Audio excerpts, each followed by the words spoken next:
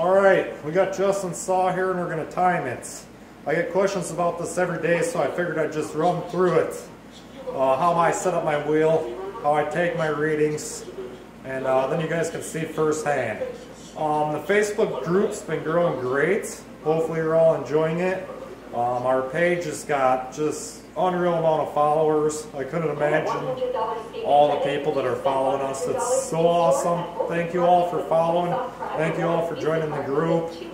I truly appreciate it, and it's really awesome seeing your guys' projects too. So the first thing I do is I'm just going to eyeball bottom dead center and set the wheel to bottom dead center, but we're going to fine tune it after that. We're not going to leave it like that. You'll see some guys say that they just shove the piston down with a screwdriver and set it, or some guys say they eyeball it and set it. That's a bad idea. You're not going to get consistent saws. They're not going to run consistently, because every single saw you do is going to be off 2 to 5 degrees by eyeballing like that. Just not a good practice. So the first thing we do is we grab our light, shine it down the spark plug hole. You want to find bottom dead center. It's about right there. And as you can see, I already zeroed this wheel once, but I'm off. It's not on. So now if I was to set that wheel just by eyeballing it, all my core timing's off now. You don't want to do that. Now what I do is grab a piston stop. I just use a cheap one. You want to make sure you're all the way against the cylinder wall on the squish band when you do this though. So we'll go one way. We got 60. Go the other way, we got 60. Now if you didn't have it exact, you'd want to adjust it so it hits exact both ways. Now you know that wheel is true to the motor. Now we'll do the exhaust first. You want to spin the motor the way that it spins when it's running. I just shine a light down here.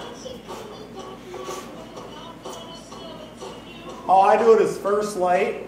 Some guys do it different. Actually, I do it just a hair past first light. So right there. And what we got is 110, 15. So 115 is our exhaust timing. Now we'll do the intake. What you want is to write down right when it cracks. Also spin it the way the motor's spinning.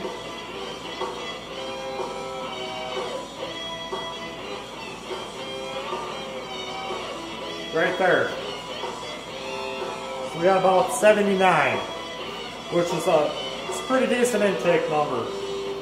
And now with these echoes, the sweet thing is you can look in this compression release hole, shine your light in the compression release hole and look through the spark plug hole and you can see your transfers perfect. So what we want to do is go up the top dead center again, back down,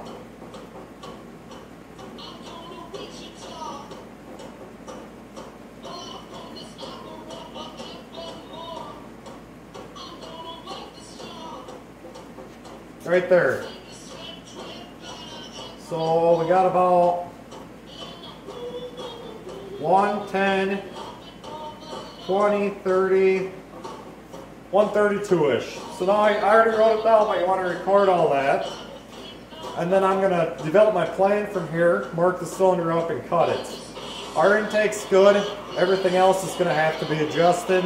We'll see, maybe we'll get a video after I cut it all, cylinder video. You guys have seen so many of these Echo cylinders, so it seems like it's all I share. I should be taking some videos of some different saws. Believe it or not, we don't only work on Echoes, we work on all brands. We do lots of Steels, lots of Husqvarnas. You guys have a good night, and hopefully that helps the guys out that were wondering about setting that up.